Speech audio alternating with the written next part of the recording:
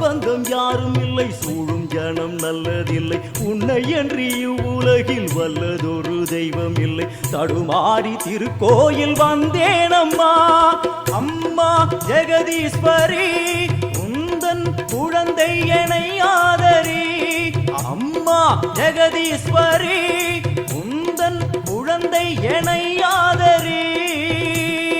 நீ வந்து தாயாக என்னை தாங்கணும், உன் மடி மீது தலை வைத்து நான் ஏங்கணும்.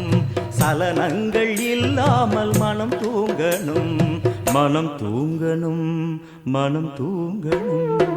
எங்களுக்கு குறையும் உண்டு, அதனை நான் அழுது சொல்லலாமா?